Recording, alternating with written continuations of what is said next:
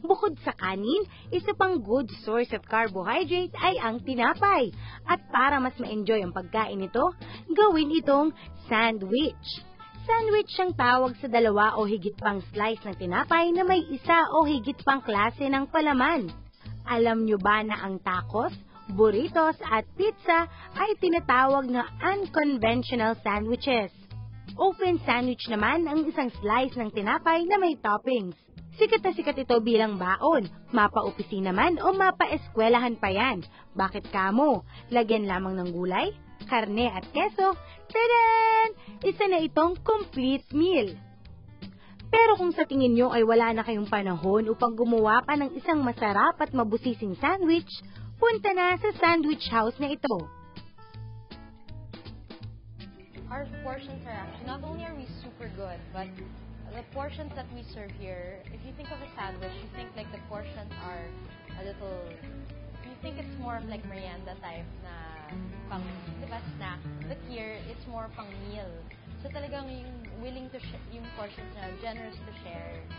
O diba, pati sandwiches ngayon, naglalakihan. So yung mga sandwiches na ino-offer namin, like ito, yung famous namin, the Buffy sandwich. Ito yung itsura ng isang whole slab.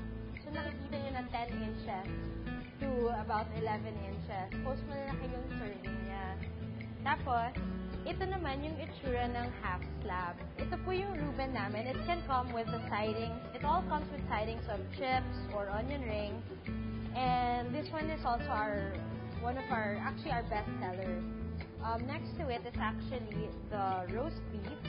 This half slab roast beef that can also come with either onion rings or chips, our root beer float, and our vanilla Oreo milk shake, yeah.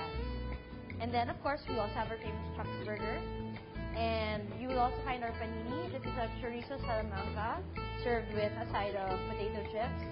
And, of course, one of our best loved subwich is the Philly cheesesteak.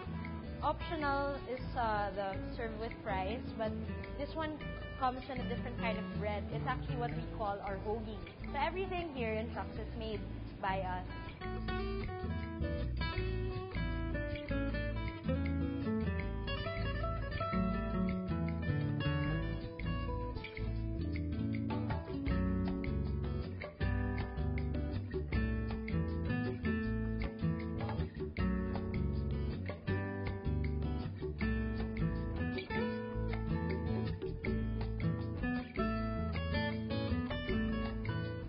At dahil naglalaki ang sandwiches nga ang hatid ng restaurant na ito, isa na namang hamon ang susukat sa inyong kakayanang mga food lover.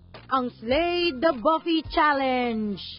This Slay the Buffy Challenge is you have to finish an entire slabwich for 5 minutes. And it's very challenging kasi yung one half na nga, hindi ka na nga, ako personally, ako hindi ko kaya lubusin.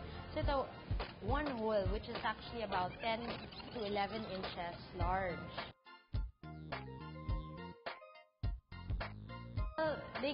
Their names get to go on our Chuck's Champ wall, and then they also get a free shirt. At ang humamon?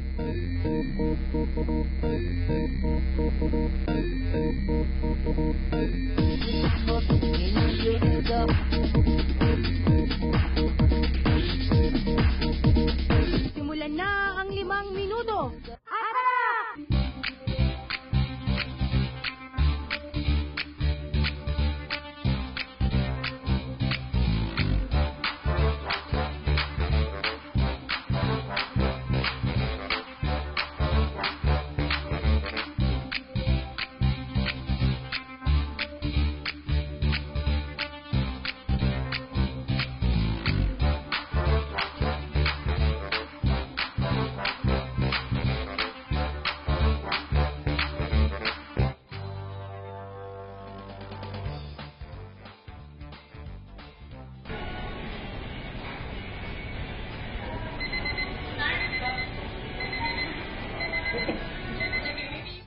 Sayang! Kung dedikasyon at dedikasyon lang naman sa pag-ubos ng sandwich ang labanan, aba, deserving ng mapabilang sa Wall of Famer itong si Mig. Well, it's too good of a sandwich to chomp down in 5 minutes. But yeah, what's left after 5 minutes, pretty much good enough. Probably if I didn't eat after a day, yeah, I'll go ahead. But 5 minutes is too short. Mabigo ka man sa labang ubusin ng napakalaking tinapay na ito, okay lang yan. Isipin mo na lang, isa na ata ito sa pinakamasarap na pagsubok na mararanasan mo.